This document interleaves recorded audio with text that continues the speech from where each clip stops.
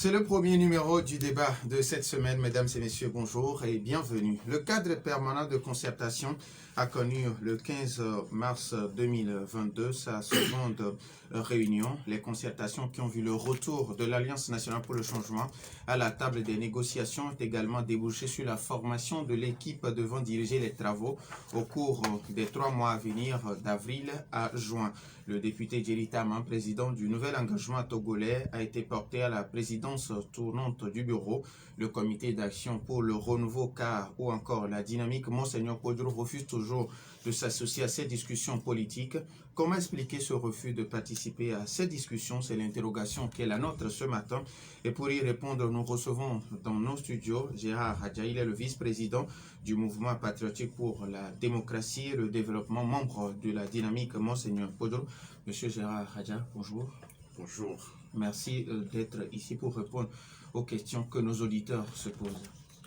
Je vous remercie également de nous avoir invités pour nous expliquer ou bien donner des informations aux Togolaises et Togolais qui s'interrogent sur la vie politique de notre pays. Je les salue en tout cœur.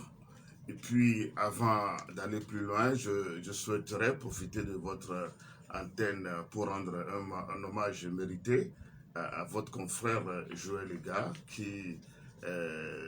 que je connais très bien et qui nous a quittés malheureusement, mais que Dieu lui donne la lumière éternelle et que sa famille soit consolée par la grâce divine. Alors, les auditeurs, vous avez donc la possibilité de participer à ce débat, soit sur la page Facebook de Nana FM ou par téléphone sur le 91 09 71 71 ou le 96 61 58 58 avec Stan Teko à la mise en onde. Je suis Norbert Djourhadji. Une fois encore, merci pour votre fidélité d'écoute à Nana FM. Alors, Monsieur Gérard Hadja, comment se porte aujourd'hui le mouvement patriotique pour la démocratie et le développement? Le MPDD se porte très bien puisque nous constituons l'ossature de la DMK qui ne cesse de s'étendre et d'être compris par les Togolais parce que le combat que nous menons, c'est un combat noble, c'est pour la libération du peuple togolais. Et donc, nous sommes fiers de conduire ce parti et ce mouvement. Et nous travaillons avec tous les Togolais qui le veulent bien et qui comprennent bien l'enjeu qui se dessine, bien qui se joue dans notre pays. Et nous sommes sûrs que nous sommes sur la bonne voie. Et donc, notre parti se porte très bien. Alors, et la DMK, comment elle se porte depuis les élections présidentielles de 2020? La DMK, naturellement, se porte aussi très bien, puisque les partis et toutes les composantes se sentent bien. Nous sommes debout dans, dans nos bottes. Et donc, la dynamique Monseigneur Kodjo surprend de plus en plus, parce que d'aucuns pensent que, ou bien pensaient que, avec le temps, la dynamique devrait s'effriter et devrait s'éclater. Et les gens ont beaucoup travaillé pour cela. Malheureusement pour eux, et heureusement pour nous et pour le peuple togolais, la dynamique est là, toujours dynamique et toujours combattante. Et nous savons que dans tous les cas, le but que la dynamique s'est assignée, nous l'atteindrons. Alors, et le président de la DMK, les gens se posent comme question, comment il se porte aujourd'hui? Parce qu'on a l'habitude de le lire sur les réseaux sociaux. Est-ce qu'il va bien? Le président, pas seulement de la DMK, il est président élu par les Togolais. Donc, c'est le président démocratiquement élu du Togo. Il se porte très bien, puisqu'il n'y a pas 2 jours, il a encore fait un grand discours, un discours très profond pour les Togolais. Et s'il ne se sentait pas bien, il n'aurait pas toutes ses facultés pour faire ce discours. Donc, le discours du président Agbeome Kodjo vient galvaniser de nouveau le peuple togolais et vient lui donner l'espoir que les jours à venir les semaines à venir, les mois à venir, le peuple togolais peut se libérer ou doit se libérer de cette servitude qu'on nous impose depuis plusieurs années. Alors, vous avez refusé de participer aux travaux du cadre permanent de concertation organisé par le gouvernement et est-ce que ce refus est en lien avec les élections présidentielles du 22 février 2020? Bon, naturellement, parce que nous ne refusons pas de dialoguer. Il faut que ça soit clair pour tous les Togolais.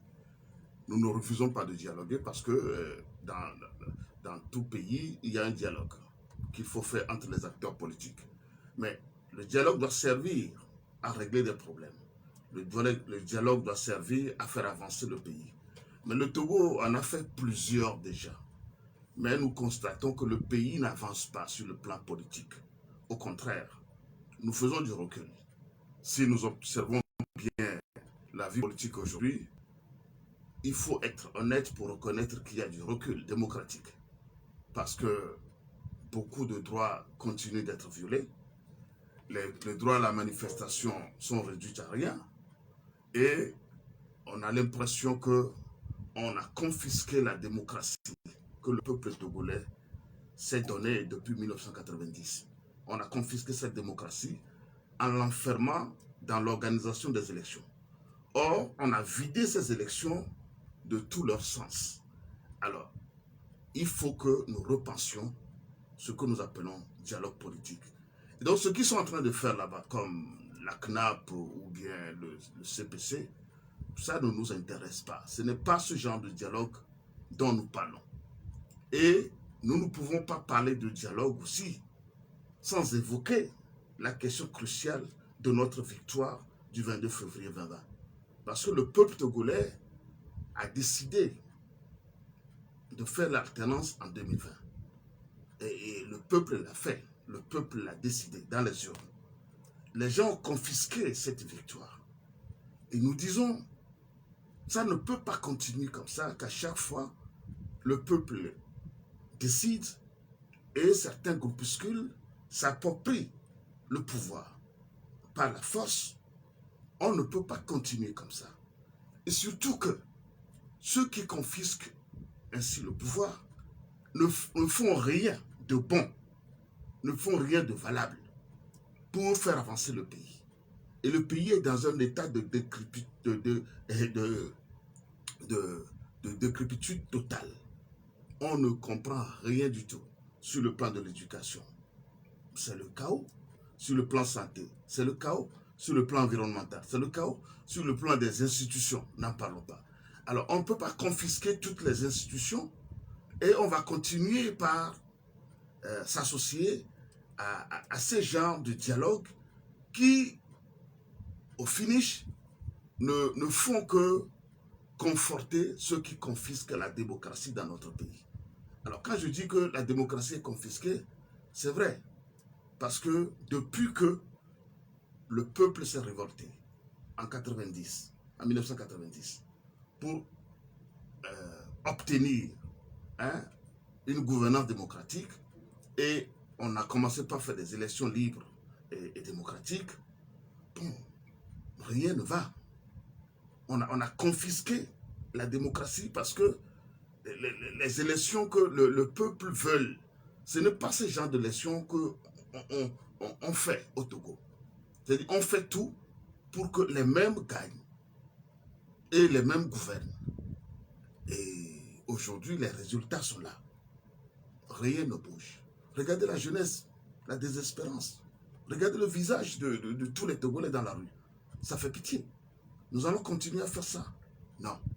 Nous disons, nous sommes prêts à discuter des questions sérieuses, des questions qui intéressent les Togolais, des questions qui vont faire en sorte que le pays avance.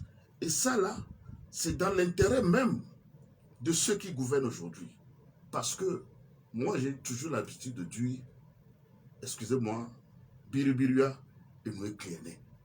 Quand vous en faites de trop, il y a toujours un dégât devant. Alors, vous avez... Ce n'est pas la peine que ceux qui gouvernent aujourd'hui s'enferment dans cet entêtement à à croire qu'il n'y aura pas un jour où le changement viendra. Alors, Mais il faudrait que, lorsque le changement vient, que nous ne soyons pas obligés de vivre sans les autres. Nous voudrions vraiment vivre au Togo avec tout le monde. Et c'est pour ça que nous en appelons à la sagesse de tous ceux qui font croire ou bien se comportent aujourd'hui comme tout est acquis. Rien n'est acquis. Il faut que les gens le comprennent très bien. Nous sommes en train de travailler pour que nous puissions cultiver le vivre ensemble et que nous sachions comment faire de la politique pour faire avancer le pays et non faire de la politique pour faire regresser le pays. Et c'est ce qu'ils sont en train de faire. Tous ceux qui s'associent à ce dialogue-là sont en train de faire regresser notre pays et nous ne l'accepterons pas. Alors, vous l'avez si bien dit, vous n'avez pas refusé d'aller au dialogue. Alors, qu'est-ce que vous voulez qu'on vous donne d'abord avant d'accepter aller à la table de discussion? Vous savez, nous ne voulons pas qu'on nous donne quelque chose. Nous voudrions tout simplement que tout le monde s'inscrive dans une bonne volonté de faire avancer le pays. Et cette volonté politique-là, c'est que l'élection du 22 février 2020 a été gagnée par quelqu'un. Et tout le monde le sait. Le monde entier le sait aujourd'hui. Et tout ce que les gens ont fait pour confisquer ce pouvoir, le monde entier le sait aussi. Le quintuple coup d'État qu'ils ont eu à faire.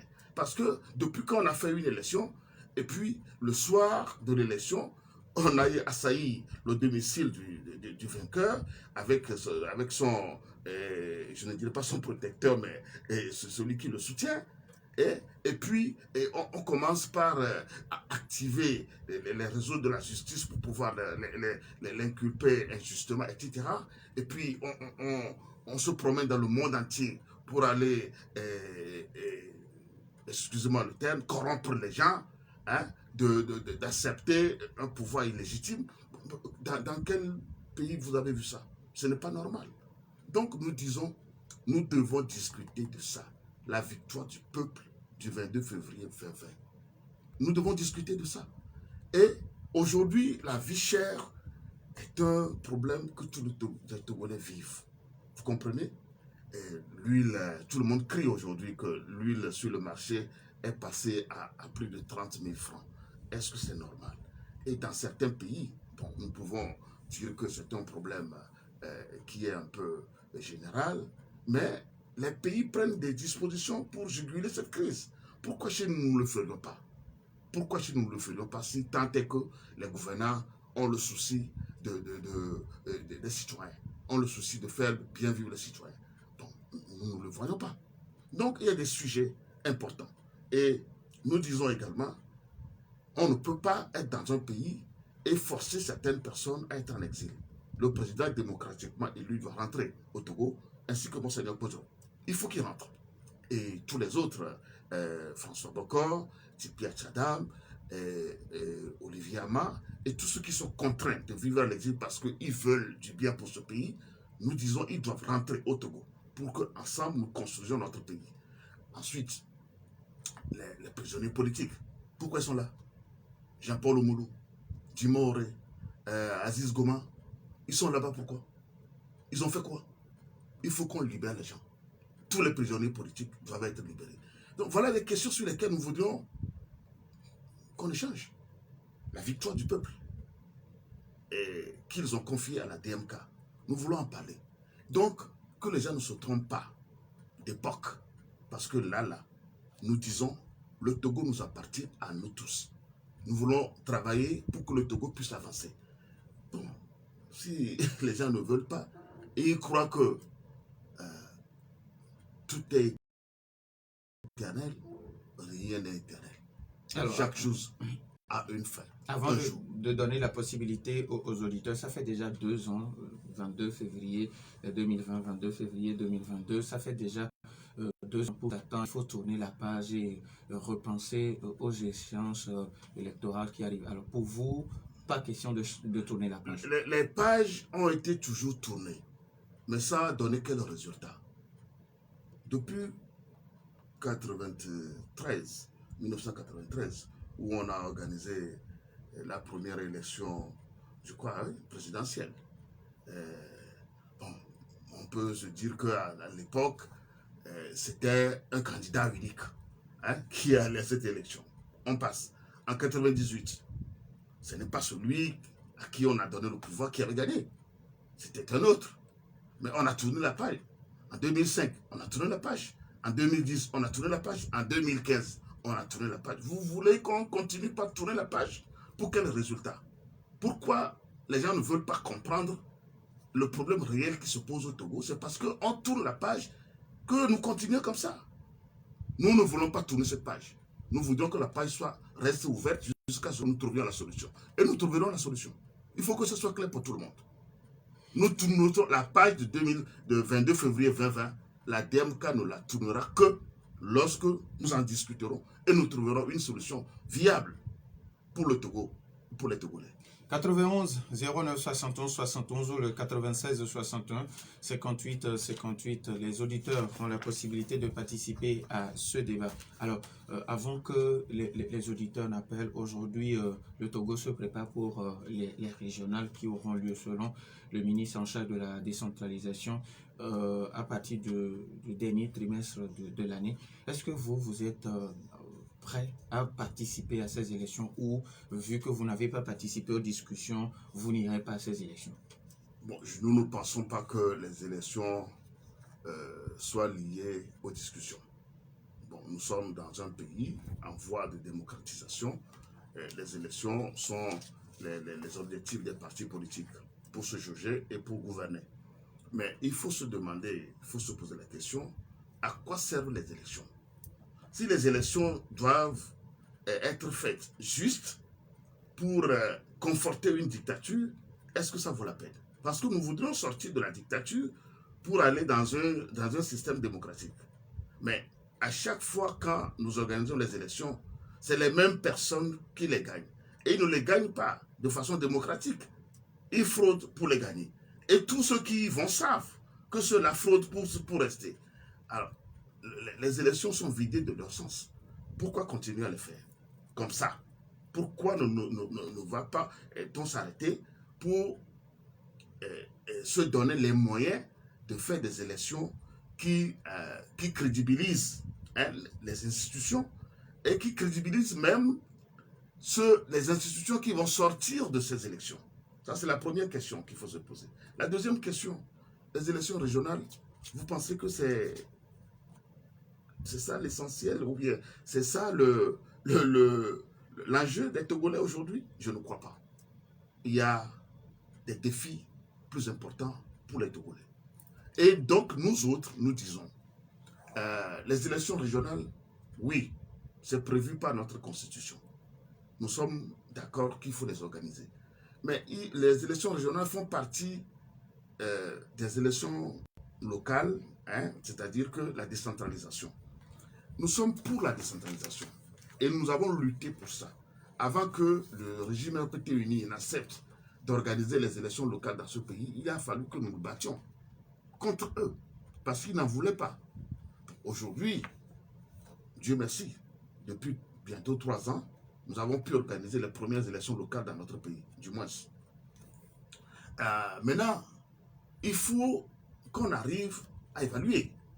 Depuis les 3 ans, qu'on a mis en place les conseils municipaux et les exécutifs communaux, qu'est-ce qu'ils ont pu faire? Quelles sont leurs difficultés?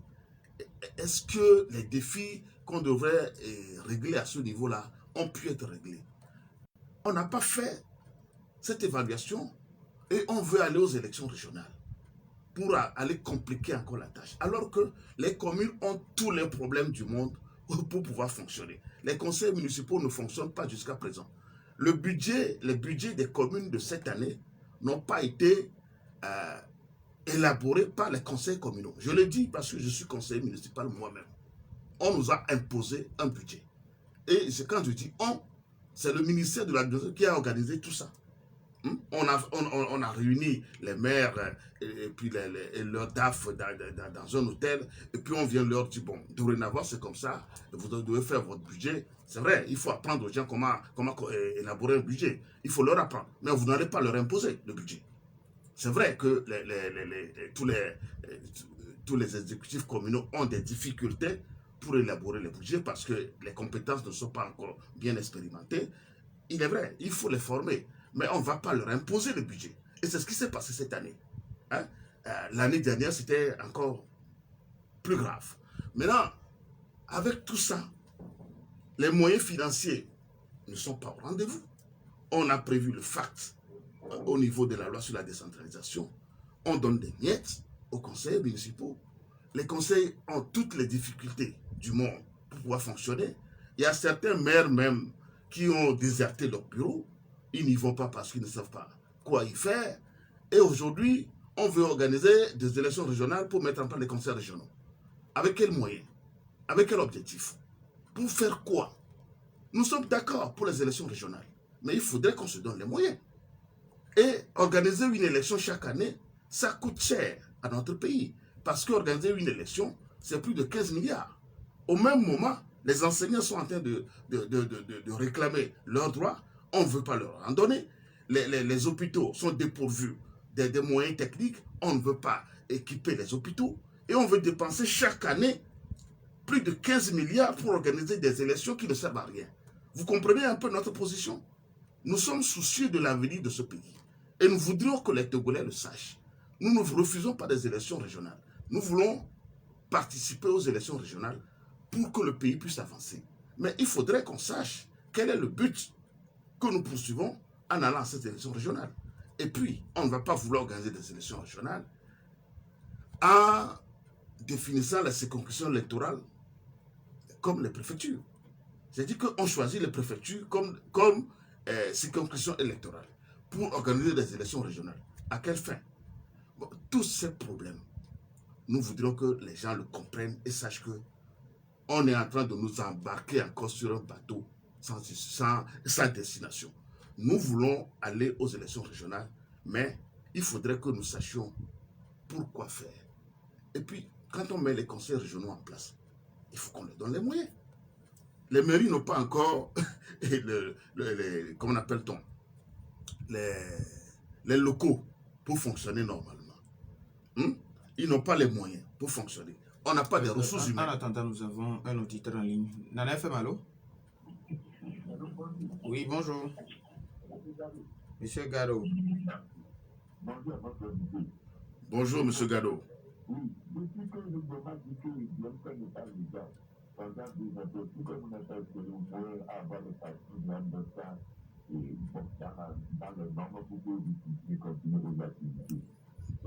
Merci, M. Gado. J'étais en train de faire un développement avant, mais je vais répondre tout de suite à votre question. La DMK n'a pas besoin d'avoir un papier légal. Laissons le ministre Boukessi faire sa diversion. Il n'ira pas loin avec ça. Parce que la DMK, c'est un regroupement de partis politiques légalement constitués et des associations légalement constituées.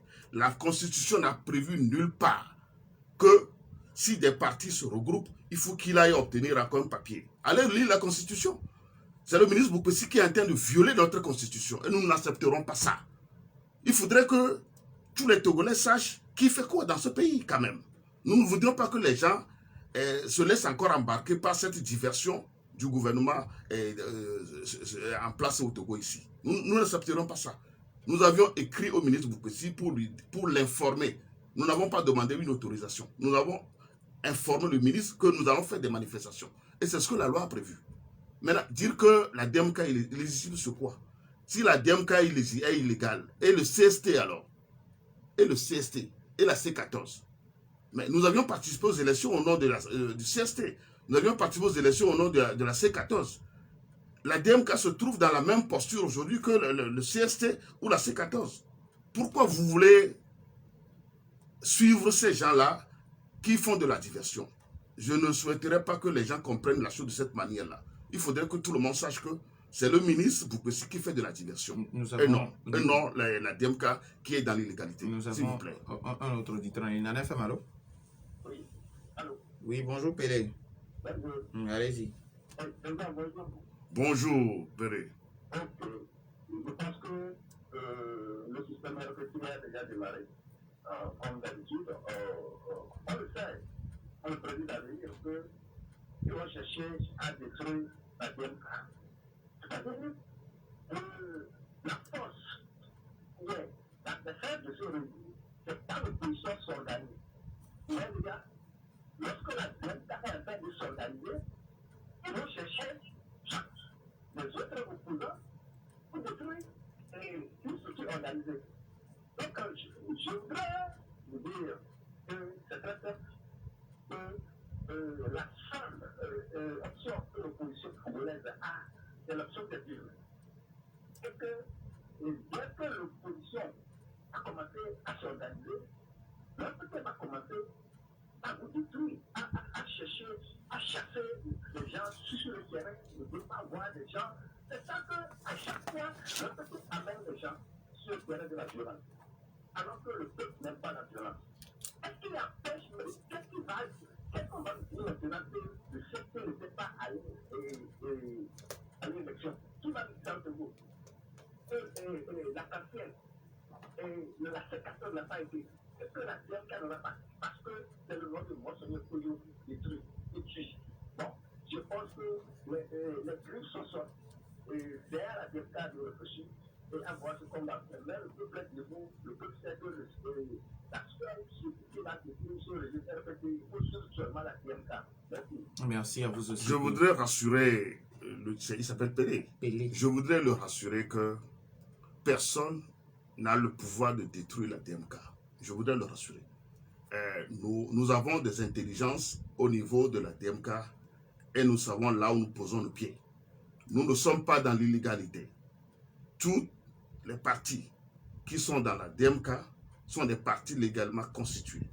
Toutes les associations qui sont au niveau de la DMK sont des associations légalement constituées. Et la Constitution n'a prévu nulle part que les regroupements de partis politiques doivent aller encore faire une formalité au niveau de l'administration territoriale. Aucune disposition n'est prévue dans ce sens. Et donc, sur le plan juridique, ils n'auront pas raison. Et sur le plan politique, il y a des exemples déjà là et qui font qu'ils n'auront jamais raison. Maintenant, les opposants qu'ils veulent utiliser pour nous détruire, bon, ça fait leur problème. Hein, ça fait leur problème. Nous avons dit lors de notre conférence de presse la dernière fois qu'il y a des Botélésies au Togo. Ben, nous tous nous savons là où ils sont parvenus. Et donc, ce sont des voies sans issue. Je vous rassure que la DMK va aller de l'avant et régler les problèmes des Togolais. 91 09 71 71 FM, allô? Oui, bonjour. Bonjour. Oui. Bonjour, monsieur. Allô? Je voudrais savoir... Alors, votre nom d'abord... Allô? Le président a beau mettre quitté dans notre pays. Je voudrais savoir, est-ce qu'actuellement, il est dans quel pays actuellement? Et Monseigneur Koto aussi, il est dans quel pays actuellement? Merci. Votre nom, s'il vous plaît? Et c'est M. Edo Dachegou. Monsieur Edo Dachegou. 91 09 71 71 ou le 96 61 58 58. Nous avons un auditeur. Alors, Nana FM, allô? Allô? Oui, bonjour. Oui, c'est Alipi Dominique. Alipi Dominique. Oui, allez-y. Oui, je salue mon grand frère Gérard Adja. Merci beaucoup. Bon. Je vous salue également. Je ne savais pas qu'il peut se rappeler encore. En pleine campagne en 2022, je l'avais posé une question en lui disant que ils ont gagné 3 députés dans le faux. Mais le régime uni a pris un sur le député. Ils n'ont pas pu obtenir ça. Mais s'ils gagnent les élections présidentielles, est-ce qu'ils peuvent prendre le pouvoir? Il m'a répondu ce jour-là que nous, on n'a qu'à aller voter seulement pour eux-mêmes vont s'occuper de ça. Mais ce que je leur ai dit la fois passée là, je suis son petit frère. Mais c'est ce qui s'y réalise. Donc, bon, nous sommes fatigués des opposants togolais. Ok, je les remercie. Merci beaucoup à M. Alipi Dominique. 91 09 71, nous avons un autre auditeur. Nana FM, allô? Allô? Oui, bonjour. Bonjour. Michel. C'est Michel. Oui. Et bonjour à l'invité. Bonjour, Michel. Oui, franchement, quand nous écoutons nos invités politiciens, Et nous avons l'impression que ça tourne autour de la même chose tout le temps. Parce que depuis 1998, le pouvoir n'a jamais gagné une élection. Ça, il faut que ça soit clair. Eux-mêmes, ils le savent. Et quand vous voyez le comportement des gouvernants, vous vous demandez sur quoi ils comptent. Ils poussent loin le bouchon de cette manière. Quand est-ce qu'ils seront satisfaits de leur gouvernance et céder aussi une place pour qu'on puisse voir la différence? C'est incroyable. Il faudrait pas que, parce que M. Novek, faites une petite enquête, vous êtes journaliste, vous allez voir combien de fois les façons aiguës à la population. Moindre étincelle, moindre chose, les gens se battent. Moindre chose, c'est des insultes. Moindre chose, c'est l'incivisme. Tu ne peux même pas corriger quelqu'un qui laisse le papier par terre. Parce qu'il va te raconter du n'importe quoi. Tout simplement, c'est parce que le pays ne marche pas comme cela se doit. Moi, je voudrais savoir si vos gouvernants sont à l'écoute, qu'est-ce qu'ils attendent? Qu'est-ce qu'ils attendent de l'opposant pour qu'au moins on joue la carte de la vraie démocratie? Si nous, franchement, là où nous allons là, M. Norbert, nous fonçons vers des situations extrêmement difficiles. Parce que ce que je voudrais reprocher à notre invité et à leur regroupement, moi j'ai peur que demain encore, qu'ils soient aidés par les occidentaux et que le pays se retrouve encore dans une situation pareille. Parce qu'ils vont pas avoir l'intérêt après. Si vous êtes à prendre le pouvoir, c'est qu'ils attendront toujours. Et que vous, en tant que locaux, vous ne pouvez plus faire votre volonté. Moi, c'est à ça que je voudrais attirer leur attention. Merci beaucoup.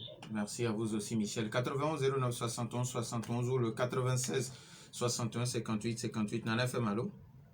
Oui, bonjour. Mas, comment allez-vous? Bien, merci. Allez-y. Excusez-moi, nous ressentons un problème sur votre réseau. Parce que ça sonne, mais vous ne décrochez pas. Bon, revenons à l'heure du jour. Oui. Nous parlons de dialogue, de concertation. Oui. Quand on voit dialogue, concertation, c'est pour trouver des solutions. Et nous avons tous l'impression, que nous le savons tous, que toutes les solutions qui sont données par le parti d'en face, et la partie au pouvoir, les refuse catégoriquement. Pourquoi je dis refuse? Parce que la partie d'en face, la partie au pouvoir, ne l'applique jamais. C'est pourquoi lors d'une de vos émissions, j'avais posé une question d'infantilisation à l'un de vos invités, que vous connaissez très bien. Oui. Et sa réponse m'a un peu étonné, vu son âge. Il m'a dit qu'on ne peut pas infantiliser quelqu'un qui a plus de 60 ans. Je pense que c'est une réponse un peu légère.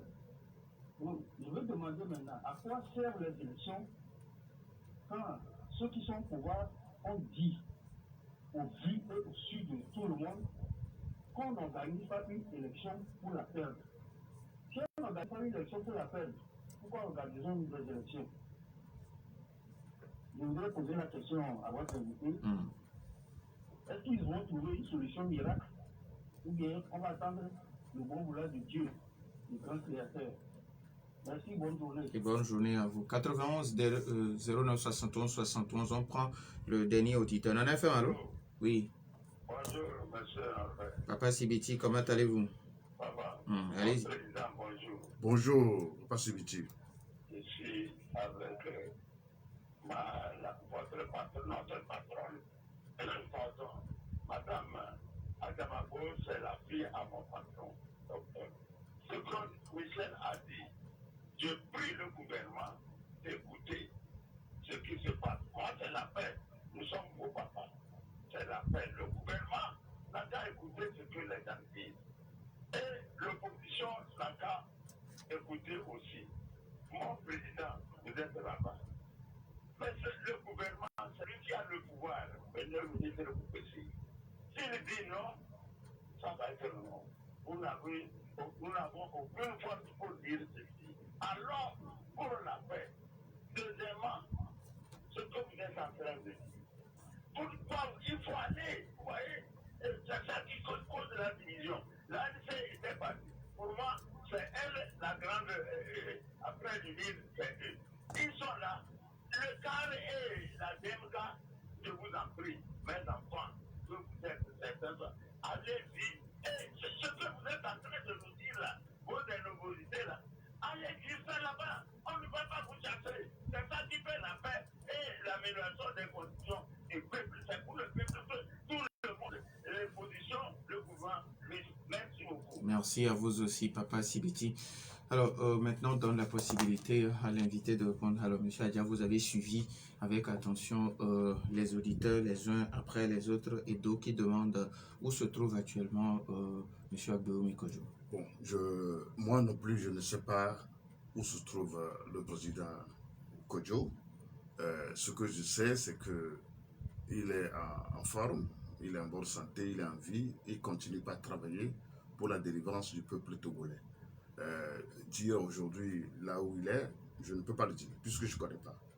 Et les grands hommes d'État et ceux qui amènent souvent les changements dans les pays, l'histoire nous a appris qu'il arrive des moments où ils sont obligés de se mettre à l'abri, parce que si on les tue, la lutte finit. Mais s'ils sont à l'abri, ils peuvent conduire la lutte jusqu'à terme. Et je crois que c'est cette période qui est arrivée au Togo, où le leader qui conduit la lutte, on a voulu le tuer, on a voulu attenter à sa vie, il s'est mis à l'abri et il conduit la lutte de l'extérieur. Dans plusieurs pays, l'histoire nous apprend que ça s'est passé comme ça et ça s'est bien soldé après. Et nous pensons que pour le Togo aussi, ça sera bien soldé parce que M. Kodjo est à l'abri et il conduit la lutte jusqu'à l'avènement de la démocratie, jusqu'à l'avènement de la libération du Togo. Il demande également où se trouve Monseigneur Kodjo. Bon, Monseigneur Kodjo, entre-temps, nous avions appris qu'il était en Suède. Nous avions vu des photos. Bon, actuellement, je ne sais pas parce que je sais que les conditions là-bas étaient devenues très, très compliquées. Je ne sais pas si compliqué du point de vue climatique. Et donc, je ne sais pas s'il a dû quitter là-bas pour avoir de meilleures conditions climatiques. Donc, je ne saurais dire exactement là où il se trouve actuellement. Alors, la question de Alipui Dominique rejoint celle de Massa Dadido Gomé qui demande que, après ces élections, est-ce que vous avez une solution miracle ou il faut attendre le temps de Dieu? Non. De toutes les façons, c'est Dieu qui est le maître des temps et des circonstances. Donc, nous ne pouvons rien faire sans l'autorisation de Dieu. Mais les hommes doivent contribuer à ce que Dieu veut faire. C'est pour ça que quand je vois certains Togolais qui pensent que c'est les autres qui doivent faire, je m'étonne. Hein, et ça me fait pitié. Parce que c'est nous tous qui devons apporter notre contribution pour que la solution advienne. Donc, c'est tous les Togolais, dans leur volonté, dans leur détermination. C'est-à-dire que ce que je vis aujourd'hui, je ne voudrais pas continuer à le vivre. Et je ne voudrais pas que mes enfants demain vivent cela. Il faudrait que chacun se le dise. Et avec ça, nous sommes prêts à libérer notre pays. Parce qu'en fait, ce que nous faisons aujourd'hui, ce n'est pas contre ceux qui sont au pouvoir. C'est ceux qui sont des dominants, ou bien des dominateurs, qui ont pris notre pays en otage, en prenant même nos gouvernants en otage. Parce que nos gouvernants, même là où ils sont pris en otage, ils n'ont pas le pouvoir eux-mêmes de se libérer. Et c'est à nous de les libérer, eux aussi. Et donc, je voudrais que les Togolais comprennent ça. Parce que quelqu'un a posé la question, est-ce que nous, lorsque nous arriverons au pouvoir, est-ce que nous n'allons pas encore servir les intérêts occidentaux? Je crois que c'est une question très intelligente. Mais la géopolitique mondiale se redessine. Et comment appelle-t-on, les pôles de pouvoir sont en train de se diversifier. Ce qui se passe au Mali aujourd'hui doit nous interpeller. Ce qui se passe en Guinée doit nous interpeller. Et donc, nous sommes en train de travailler en tant que panafricanistes pour sortir du giron du colonisateur. Et donc, les peuples doivent comprendre ces enjeux-là. Et c'est ces enjeux-là que nous voudrions que tout le monde adhère à ces enjeux et que nous travaillons pour sortir de la domination coloniale. Donc, nous sommes des panafricanistes, nous travaillons en tant que panafricanistes et nous voudrions que lorsque le pays sera libéré, il faudrait que nous ayons toute la latitude, tous les pouvoirs pour pouvoir gouverner dans l'intérêt du peuple togolais, dans l'intérêt des peuples africains.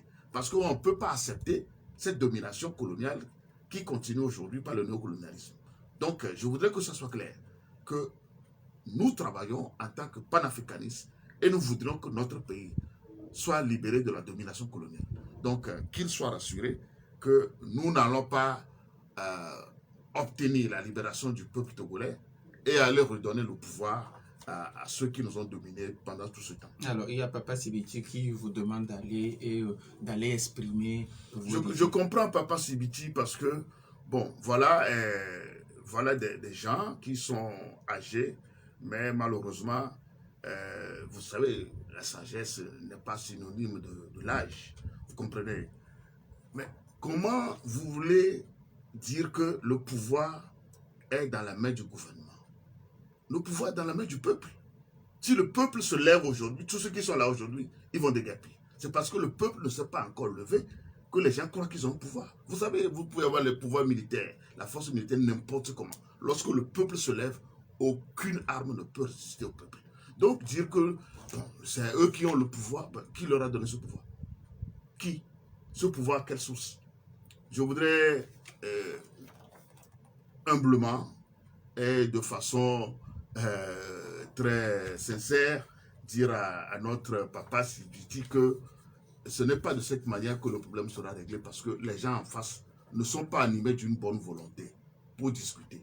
Si au moins il y avait une bonne volonté pour discuter, je pense qu'ils se seraient déjà intéressés au problème des Togolais. Parce que les Togolais ont faim aujourd'hui. Les Togolais ont besoin d'aller se faire soigner. Lui-même, Papa Sibiti, qui parle comme ça, il n'a qu'à, je ne le souhaite pas, qu'il tombe malade, qu'il aille au CHU de Lomé. Je ne souhaite pas. Lorsqu'il va se rendre là-bas, il va comprendre que quelque chose ne va pas. Je ne sais pas s'il est fonctionnaire à la retraite ou s'il est un homme d'affaires. Bon, est-ce que son salaire qu'on lui verse aujourd'hui, sa pension, est-ce que ça lui suffit? S'il devrait vivre normalement, c'est comme ça qu'il va vivre. Je voudrais que ceux qui peuvent éveiller les Togolais soient éveillés eux-mêmes, pour que nous ne tombions pas dans les erreurs de la lassitude, parce que ça c'est une solution minimaliste, c'est-à-dire que bon, comme c'est comme ça, allez vous aussi vous accoquiner avec eux. Non, ça ne règle pas un problème. Je voudrais que ceux qui peuvent conseiller, conseillent bien. Et je souhaiterais que les Togolais comprennent que ce que nous vivons, ce n'est pas de la fatalité. On peut sortir de ça. Il faudrait que tout le monde se dise que j'ai ma part à faire.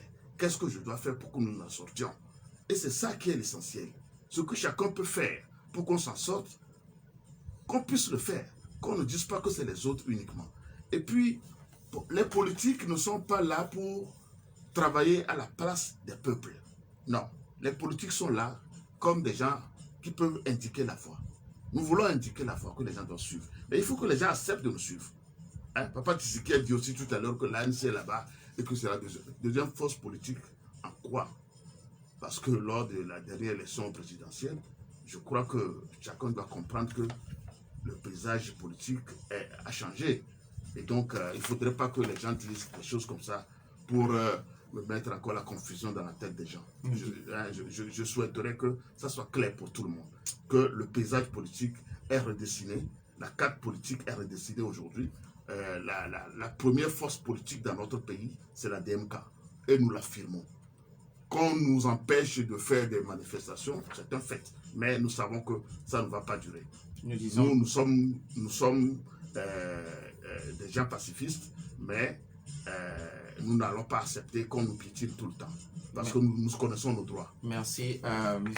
Gérard Adja, le vice-président du Mouvement patriotique pour la démocratie et le développement MPDD, membre de la dynamique Monseigneur Kodjo. Merci à vous aussi pour votre fidélité d'écoute à Nana FM. Fin de ce débat mis en onde par Stan Teko. Je suis Norbert Djouvadi.